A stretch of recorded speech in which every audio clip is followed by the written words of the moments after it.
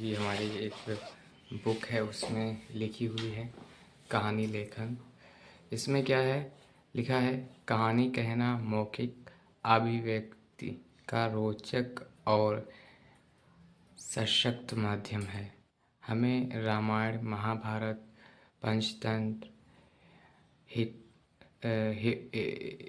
हितोपदेश, महापुरुषों के बाल्यकाल की घटनाओं से जुड़ी कहानियाँ तथा आधुनिक तथा साहित्य से रुचिकर नीति प्रधान एवं सद्वृद्धियों को जगाने वाली कहानियाँ सुनानी चाहिए।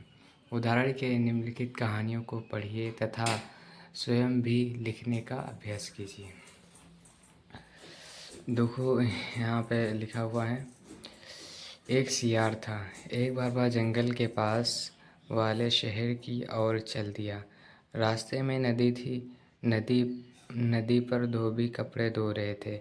धोबियों ने सियार को देखा तो लाठियां उठाकर दौड़े।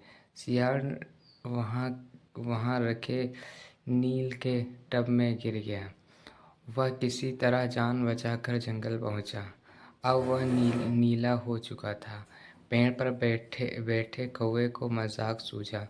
वह बोला, अरे भाई, कौन हो तुम तो किसी जंगल के राजा लगते हो। यह सुनकर सियार ने सोचा कि चलो सबको मूर्ख बनाया जाए। वह सियारों के झुंड के पास पहुंचा और गरजा, मैं जंगल का राजा हूँ, कोई मेरे पास ना आए और सब मेरी सेवा में लगे रहें। सब सियारों में खुसर फुसर होने लगी। रंगे सियार ने सोचा कि जब उससे डर गए हैं, तभी एक बूढ़ा सियार बोला, महाराज आइए आपका राज तिलक करें, पहले आप नदी में स्नान कर ले। रंगे सियार ने सोचा यदि उसने बूढ़े सियार की बात ना मानी तो राज तिलक नहीं होगा। अंत में अतः वह नदी में नहाने गया। सब सियार नदी के किनारे खड़े हो गए।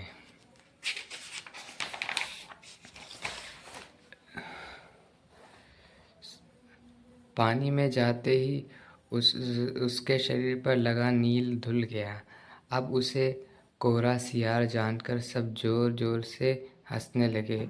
मारे शर्म के वह गर्दन नीचे किए जंगल की ओर भाग गया। शिक्षा, किसी को धोखा देना बुरी बात है। यह कहानी का एक अंश दिया जा रहा है, इसे पूरा कीजिए। बादशाह सुलेमान ने दरबार में दो महिलाएं उपस्थित हुईं। एक महिला की गोद में एक नवजात बच्चा था। दोनों में से हर एक ने दावा किया कि यह बच्चा उसका है। बादशाह और तमाम दरबारी इस अनोखे विवाद को सुनकर आश्चर्य में पड़ गए। बादशाह ने दोनों महिलाओं को अपना अपना पक्ष प्रस्तुत करने को कहा। एक महिला ने अपना पक्ष प्रस्तुत करते हुए कहा, इस महिला का बच्चा मर गया। इसने अपने मरे हुए बच्चे को तो मेरे पलंग पर लिटा दिया तथा मेरा बच्चा उठाकर अपनी चारपाई पर सुला लिया।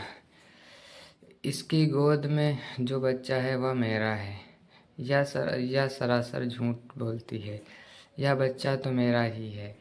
मैं इसे अपना प्यारा बच्चा भला कैसे दे सकती हूँ। दूसरी महिला ने कहा। बादशाह सुलेमान दोनों के बयान सुनकर असमंजस में पड़ गए।